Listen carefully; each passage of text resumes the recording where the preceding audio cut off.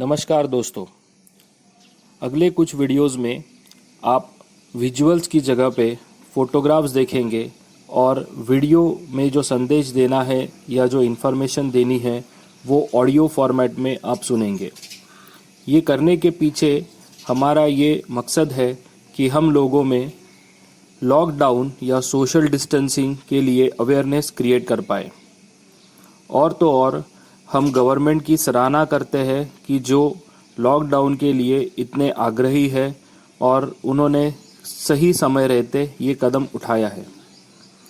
हम उन सभी लोगों को धन्यवाद देते हैं जो इस लॉकडाउन के ड्यूरेशन में अपनी जान खतरे में डाल के हम सभी लोगों के लिए काम कर रहे हैं, जैसे कि पुलिस ऑफिसर्स, मेडिकल स्टाफ, सफाई कर्मचारी और बाकी सारे वह लोग जो इमरजेंसी सर्विसेज से जुड़े हुए हैं।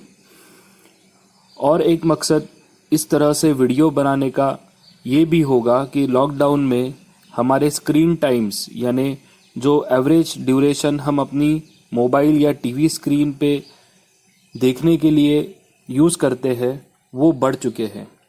सो हमारे इन वीडियोस को आप बिना देखे सुन सकते हैं और इन्फॉर्मेशन ले सकते हैं और अपनी आँखों को भी आराम दे सकते हैं। सो दोस्तों, आप हमें हमारे इस प्रयोग में सफलता देंगे, हमें यही आशा है। और आगे के सारे वीडियोस आप एंजॉय कीजिए, उन्हें लाइक कीजिए, सब्सक्राइब कीजिए, क्योंकि पेट पेरेंटिंग या पेट से रिलेटेड कुछ इम्पोर्टेंट वीडियोस हम आगे अपलोड करने वाले हैं। Thank you. नमस्कार दोस्तों, मेरा नाम है डॉक्टर मकरंद दीक्षित और मैं प्रोप्राइटर हूँ real care small animal clinic Nagpur का। आज के इस वीडियो में हम बात करने वाले हैं एक ऐसे टॉपिक के बारे में जो सबसे ज़्यादा कम जाना जाता है, उसके बारे में बहुत कम सोचा जाता है, लेकिन वो आपके पेट के हेल्थ के लिए बहुत इम्पॉर्टेंट है। अगर आप इस पे बचपन से ध्यान देंगे पेट के, तो आप उसको ईजिली कंट्रोल कर सकते हैं। और अगर उसके बारे में आपको कुछ बेसिक आइडिया या बेसिक इन्फॉर्मेशन अगर आपके पास होगी तो इस प्रॉब्लम से डील करने के लिए एज अ पेट पेरेंट आप बहुत अच्छे से इक्विप्ड रहेंगे। सो अगर आपको पता चल गया है मैं किस चीज़ के बारे में बात करने वाला तो वेरी गुड, लेकिन अगर नहीं तो मैं बताता हूँ। आज हम टॉक करने वाले हैं आपके पेट के ओबेसिटी के बारे में। यस, आज हम बात करेंगे आपके पेट के ओबेसिटी के बारे में। इस वीडियो में हम देखेंगे कि आप ओबेसिटी को कैसे पहचान सकते हैं और उसे कैसे ओवरकम कर सकते हैं और किन कारणों की वजह से ओबेसिटी होती है। बहुत इंपॉर्टेंटली हम इस बात पे भी फोकस करेंगे कि ओबेसिटी की वजह से आपके पेट को क्या क्या नुकसान हो सकता है। सो बेसिकली आज पार्ट 1 है ओबेसिटी वीडियो का। सो इसमें हम बात करने वाले हैं डॉग ओबेसिटी के बारे में। सो सबसे पहले जानते हैं कि ओबेसिटी क्या है। बेसिकली ओबेसिटी अगर सादे शब्दों में कहे तो उसे एक excess accumulation of body fat बोला जा सकता है। बॉडी फैट अगर बहुत ज़्यादा मात्रा में बॉडी में अगर एक्यूमुलेट होता है तो उसे ओबेसिटी कहते हैं। लेकिन बेसिकली ओबेसिटी या फैटनेस में दो प्रकार आते हैं। First part is overweight and second part is obese. So basically अगर आपका डॉग उसकी आइडियल वेट से 10 to 20% ज़्यादा वेट अगर उसका है तो उसे हम ओवरवेट कहते हैं, ना कि ओबीज कहते हैं।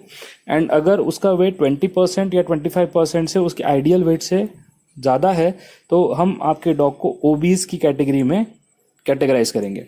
सो ओवरवेट जो होता है वो ऐसी सिचुएशन है या ऐसा ब्रैकेट है जिसमें हम वेट को बहुत इजीली कंट्रोल कर पाते हैं। बट ओबेसिटी अगर आपके पेट में आ जाती है तो that can be very serious and उसे कंट्रोल करना भी थोड़ा मुश्किल हो जाता है। अब आप कैसे पता लगाएंगे कि आपके डॉग का आइडियल वेट क्या है। सो बेसिकली बहुत ज़्यादा सारे ब्रीड्स डॉग्स के हैं। सो उसके लिए हमने हमारे वेबसाइट जो www.realcarepet.com है उसमें जो ब्लॉग सेक्शन है उसमें ओबेसिटी के ऊपर एक आर्टिकल डला हुआ है, एक ब्लॉग डला हुआ है, जिसमें कि मैं अभी इस वीडियो में जो बात करने वाला हूँ उसका भी सारांश उसमें रहेगा। तो उसके नीचे we have given ideal weight of almost all the dogs kennel club of India के हिसाब से जो मेल और फीमेल कैटेगराइज होता है उसमें। सो आप आपके डॉग का ब्रीड के हिसाब से उसको चेक कर सकते हैं उस वेबसाइट पे। ओके, अभी बेसिकली ओबेसिटी क्यों होती है डॉग्स में, कॉजेस क्या है ओबेसिटी होने के। सो उसमें बहुत सारे कॉजेस है। सबसे पहला जो मेन रीज़न है ओबिसिटी होने का वो ये होता है कि एनर्जी इनटेक एंड उसके यूजेज में गड़बड़ी होना, इम्बैलेंस होना। यानी आपका डॉग अगर ज़्यादा एनर्जी ले रहा है और कम एनर्जी यूज़ कर रहा है तो डेफिनेटली आपका डॉग ओबिसिटी या ओवरवेट की तरफ आगे बढ़ेगा। तो अब ये क्यों होता है एनर्जी का इम्बैलेंस? सो इसमें जो मेन रीजंस आते हैं वो बेसिकली आते हैं हाई कैलोरी फूड्स देना डॉग को, बहुत ज़्यादा ट्रीट्स देना, टेबल स्क्रैप जिसे कि हम लेफ्ट ओवर फूड भी कहते हैं उन्हें देना। इन कंडीशन इस वजह से हायर एनर्जी बॉडी में जा सकती है आपके डॉग के, जो कि वो यूज़ ना करे उतना। उसके बाद में इनएक्टिविटी जो होती है वो एक मेन प्रॉब्लम है कि एनर्जी यूज़ नहीं होती है, तो वो हो सकती है ओल्ड एज की वजह से, किसी स्केलेटल प्रॉब्लम्स की वजह से, या आपके डॉग की तबीयत ख़राब है, या बेसिकली उसकी लाइफस्टाइल बहुत सेडेंटरी है जिसमें उसको एनर्जी यूटिलाइज करने के लिए प्रॉपर एक्सरसाइज नहीं मिलती है। सो बेसिकली इसमें ओनर का बहुत बड़ा हाथ होता है, बिकॉज ओनर ही है जो अपने डॉग को खाना खिलाएंगे। सो अगर ओनर्स को फॉल्टी इन्फॉर्मेशन है या ओनर मिसगाइडेड है या किसी मार्केटिंग गिमिक के शिकार है तो उनके डिसीजंस जो है डॉग के फूड के बारे में that will be wrong. So basically dogs food intake, उनका डाइट, उसके डाइट की पैलेटेबिलिटी, उस डॉग को किस एनवायरनमेंट में खाना दिया जाता है, आपकी और आपके डॉग की लाइफस्टाइल और आपके डॉग की जेनेटिक्स, ये सारे बहुत इंपॉर्टेंट फैक्टर्स होते हैं जो ओबिसिटी या ओवरवेट होने के लिए आपको रीज़न बन सकता है।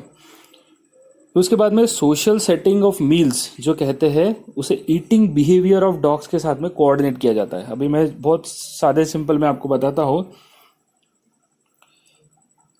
अगर आपका डॉग दूसरे डॉग्स के साथ में खा रहा है या दूसरे पेट्स के साथ में खा रहा है तो वो ज़्यादा खाना खाएगा, ठीक है। सो उसे सोशल फैसिलिटेशन भी कहते हैं। सो अगर आपके डॉग के खाने के टाइम पे इस तरह की अगर कुछ चीज़ें हैं जो कि आपके डॉग को ज़्यादा खाना खाने के लिए ये करता है, उकसाता है, तो बेसिकली वो रीज़न भी एक हो सकता है आपके डॉग को ओवरवेट या ओबीज बनाने के लिए। अभी कुछ कॉमन प्रॉब्लम्स होते हैं, हेल्थ इश्यूज होते हैं, जैसे कि हाइपोथायरॉयडिज्म होता है, फिर हाइपर कॉर्टिसिज्म होता है जिसे कुशिंग्स डिसीज भी कहते हैं। ये दो रीजंस भी मेन है जिसकी वजह से वजन बढ़ने के काफ़ी सारे केसेस हम हमेशा देखते हैं। न्यूट्रिंग जो होता है उसके बारे में लेकर भी काफ़ी लोगों के मन में संभ्रम है कि न्यूट्रिंग करने से पेट ओबीज हो जाता है, लेकिन वो ऐसा नहीं है। न्यूट्रिंग करने के बाद में, जो कि जनरली हम यंग एज में करते हैं, उसके बाद में सेक्स हार्मोन्स का क्वांटिटी बॉडी में रिड्यूस हो जाता है जिसकी वजह से फैट मेटाबॉलिज्म स्लो होता है। सो बेसिकली काफ़ी बार ऐसा देखा गया है 99% केसेस में कि न्यूट्रिंग करने के पहले और न्यूट्रिंग करने के बाद डाइट और एक्सरसाइज हमेशा सेम रही है। बट आपको ये ध्यान में रखना चाहिए कि अभी उसकी कैलोरी रिक्वायरमेंट कितनी है, कम हो गई है, उसको एक्सरसाइज रिक्वायरमेंट कैसी है, उस हिसाब से आफ्टर न्यूट्रिंग आप उसका डाइट और एक्सरसाइज सेट करना चाहिए ताकि वो ओबीज ना हो। इसके लिए आप आपके वेटनरियन से जिनसे आप उसका न्यूट्रिंग या स्पेइंग करा रहे हैं तो आप उनसे ज़रूर बात कीजिए। He will be the best person, he और she will be the best person to guide you, ठीक है। अभी नेक्स्ट पार्ट पे हम चलते हैं कि आपका डॉग फैट है या ओवरवेट है या ओबीज है, ये कैसे मालूम करें घर के घर में, एट होम, ठीक है। सो बेसिकली अगर आप आपके डॉग को हाथ लगाते हैं रिब्स के ऊपर यानी उसकी छाती के ऊपर, तो आपको उसके रिब्स, स्पाइन और वेस्ट लाइन जो होती है उसे महसूस करने में तकलीफ नहीं होनी चाहिए। यानी अगर आपके डॉग के रिब्स के ऊपर, रिब केज के ऊपर बहुत ज़्यादा फैट का लेयर है तो आपके हाथ को उसके रिब्स महसूस नहीं होंगे। बेसिकली उसका महसूस होने का जो मापदंड है वो कुछ इस प्रकार है कि अगर आप आपके एक हाथ के पाम से दूसरे हाथ के नकल्स को अगर फील करेंगे तो जिस टाइप का फीलिंग आता है उस टाइप का फीलिंग आपको हेल्दी डॉग के रिब्स फील करने में आता है, ठीक है। सो बेसिकली अगर आप रिब्स स्पाइन फील करना मुश्किल हो रहा है आपको आपके डॉग का, तो वो फैट हो रहा है। उसका जो पेट है वो नीचे अगर लटक रहा है या बड़ा हो गया है तो उसे भी हम फैट होने का एक साइन ये कर सकते हैं। उसका अगर चेहरा बड़ा हो रहा है या फिर उसके चिन के नीचे बहुत ज़्यादा फैट एक्यूमुलेशन हो रहा है तो that is also a consideration. फिर अगर वो वॉक करने के लिए या एक्सरसाइज करने के लिए या खेलने के लिए उसकी इच्छा नहीं होती, वो नहीं मानता है, तो वो एक रिलक्टेंस जो है वो भी डेफिनेटली कहीं तो भी इंडिकेट करता है कि आपके डॉग का बॉडी वेट बढ़ रहा है, उसका एनर्जी मेटाबॉलिज्म गड़बड़ा रहा है। फिर अगर आपका डॉग एक्सेसिव पैंटिंग करता है या थोड़ी ही एक्सरसाइज में थक जाता है और बहुत टायर्ड और लेजी बन जाता है थोड़ी सी भी एक्सरसाइज देने से, तो डेफिनेटली आपको आपके वेट के पास जाके यू शुड टेल दिस। फिर अगर आपका डॉग है, उसे उठने बैठने में तकलीफ हो रही है या फिर आपकी गाड़ी में चढ़ने उतरने के लिए उसको अगर मदद लग रही है, तो डेफिनेटली वो एक साइन हो सकता है एंड आपने आपके वेट के पास ज़रूर जाना चाहिए। जनरली हम यानी we go for a 9 point scoring method, जो कि एक आपको पिक्चर दिख रहा है आपके स्क्रीन पे, वो डायग्राम में we go for that 9 point scoring method, जिससे कि हम एग्जैक्टली उसका डेप्थ और इंटेंसिटी पता कर सकते हैं। ठीक है, अब बेसिकली कौन से ब्रीड्स, अब कॉमन क्वेश्चन आता है कि कौन से डॉग ब्रीड्स है जो मोस्ट प्रोबेबली प्रोन है ओबीसिटी के लिए। तो वैसे देखा जाए तो कोई भी ब्रीड का डॉग ओबीज बन सकता है अगर एनर्जी मेटाबॉलिज्म में इम्बैलेंस है तो। लेकिन जो मोस्ट कॉमनली डॉग्स फाउंड होते हैं उनमें से जैसे है Labradors, golden retrievers, basset hounds, dachshunds, English bulldog, फिर cocker spaniel and German shepherd, और सबसे कॉमन है पग। रॉटवाइलर भी इस कैटेगरी में आता है, बट उसको थोड़ा सा it is not that common. ठीक है, इसके बारे में अगर आपको इन्फॉर्मेशन एक्सेस चाहिए होगी तो हमारे साथ में आप कांटेक्ट कीजिए, we will be happy to help you. फिर नेक्स्ट पार्ट में हम देखेंगे कि अगर आपका डॉग ओबीज होता है या फैट होता है तो उसे क्या प्रॉब्लम हो सकता है। सो बेसिकली सबसे इम्पॉर्टेंट है कि अगर आपका डॉग ओबीज है या ओवरवेट है तो वो आपके डॉग की लाइफ कम कर रहा है। बहुत सारे रिसर्चेस हुए हैं इस चीज़ पे एंड उन्होंने इस कंक्लूजन पे आए हैं साइंटिस्ट कि आपके डॉग अगर ओबीज है या ओवरवेट है तो आपके डॉग की लाइफ 1 या 2 साल से नॉर्मल उसके ब्रीड के अदर डॉग से कम हो सकती है। Access fat negatively impacts a dogs health and longevity. Okay, fat tissue के बारे में काफ़ी लोगों को एक आइडिया नहीं है, उसके बारे में मैं बताता हूँ कि fat tissue basically inactive tissue नहीं होती, वो बायोलॉजिकली एक्टिव है। वो इन्फ्लेमेटरी हार्मोन सिक्रीट करती है जो कि बॉडी के लिए ठीक नहीं होते हैं और बॉडी में ऑक्सीडेटिव स्ट्रेस वो ये तैयार करने की काम करती है। ठीक है, इसलिए आपने हमेशा अपने डॉग में ओबेसिटी या वेट मैनेजमेंट को लेके ऐसा सोचना चाहिए कि ये क्रॉनिक लो लेवल का कंडीशन है, प्रॉब्लमेटिक कंडीशन, और इस तरह से अगर आप देखेंगे तो उसे आपको ओवरकम करने के लिए आसानी होती है। सो बेसिकली क्या क्या रिस्क फैक्टर्स बढ़ जाते हैं अगर आपका डॉग ओबीज है तो उसमें बहुत सारे टाइप के कैंसर्स आते हैं, डायबिटीज़ मिलाइटस आता है, heart diseases, cardio respiratory disorders आ सकते हैं, हाइपरटेंशन आ सकता है, उसमें यूरोजेनाइटल डिसऑर्डर्स आते हैं, ऑस्टियोआर्थराइटिस या बोन के या जॉइंट्स के प्रॉब्लम्स आपके डॉग को आते हैं जैसे कि वो ग्रो होता है, एनेस्थेटिक कॉम्प्लिकेशंस आते हैं। अगर आपके डॉग को किसी सर्जरी को अंडरटेक करना है तो डॉक्टर को एनेस्थीसिया देने में बड़ा तकलीफ होता है, बिकॉज उसका जो एनेस्थीसिया टॉलरेट करने का पैरामीटर रहता है वो कम हो जाता है, उसका थ्रेशोल्ड जो होता है वो कम हो जाता है। और ओबेसिटी जो है वो एक इंडिकेटर भी है डिसीजेस का, जैसे हाइपोथायरॉयडिज्म है जिसमें कि थायराइड ग्लैंड जो है वो कम काम करती है उसके नॉर्मल फंक्शनिंग या उसके नॉर्मल रिक्वायरमेंट से, एंड कुशिंग्स डिसीज भी है जो एड्रिनल ग्लैंड्स का ओवर एक्टिविटी इंडिकेट करता है। सो बेसिकली अगर आपको ऊपर दिए गए गाइडलाइंस से अगर पता चलता है कि आपका डॉग ओवरवेट या ओबीज है तो डरिए मत, ठीक है, उसको हम कंट्रोल कर सकते हैं। So how can you go for control? सबसे पहले तो अगर आपको ऐसा कोई भी सिम्टम जो ऊपर दिया गया है, बताया गया है, वो अगर आपके डॉग में दिखता है तो अपने वेटनरी डॉक्टर को आप इमीडिएटली कांटेक्ट कीजिए। ठीक है, बिल्कुल डिले मत कीजिए, बिकॉज ये प्रॉब्लम इस तरह से होता है कि अगर जितना जल्दी आप उसको एड्रेस करेंगे उतना ईजी होता है आपको उसको ओवरकम करना। ठीक है, सो अब फॉलोइंग स्टेप्स है जो मैं आपको थोड़ी ब्रीफ में बताता हूँ। जैसे फॉर एग्जांपल जो मैं स्टेप्स आगे बताने वाला हूँ उनको आप खुद के मन से करने की कोशिश ना करें, अपने वेट का गाइडेंस जरूर ले, बिकॉज ये एक टेक्निकल स्टेप्स है, कोई कॉमन चीज़ नहीं है। ठीक है, सो क्या करेंगे आप कि जैसे सबसे पहले तो आपको आपके डॉग का टारगेट वेट मालूम होना चाहिए, उसके लिए आपके डॉग का आपको आइडियल वेट मालूम होना चाहिए। ठीक है, वो आप हमारी वेबसाइट से मालूम कर सकते हैं। फिर मॉनिटरिंग आप करना है, डिसाइडिंग करना है कि आपके डॉग का टारगेट वेट क्या होना चाहिए कितने दिनों में। उसके लाइफ में या उसके लाइफस्टाइल में आपको छोटे छोटे चेंजेस करते जाने पड़ेंगे, जैसे कि डाइट और एक्सरसाइज में स्पेशली आपके वेट के एडवाइस से, जिससे कि उसका वेट लॉस प्रोग्राम एक इजी एंड हैप्पी प्रोग्राम बने, ना कि वो डॉग को तकलीफ दे। ठीक है। स्टेप 3 जो होगा वो बेसिकली आपके वेट का जो एडवाइस्ड फॉलोअप सेशन होगा वो भी आपको बहुत स्ट्रिंजेंटली फॉलो करना पड़ेगा, बिकॉज जैसे जैसे आपके डॉक्टर देखेंगे कि उसमें क्या चेंजेस हो रहे हैं, उस हिसाब से वो आपको डाइट और एक्सरसाइज के बारे में और ज़्यादा जानकारी दे सकते हैं। सो बेसिकली जब आप मॉडिफाई करते हैं फीडिंग हैबिट्स, तो उसमें सबसे पहले पेट्स के कैलोरी कैलकुलेशंस आपको करना पड़ेगा और उसे राइट रेशन पे लाना पड़ेगा।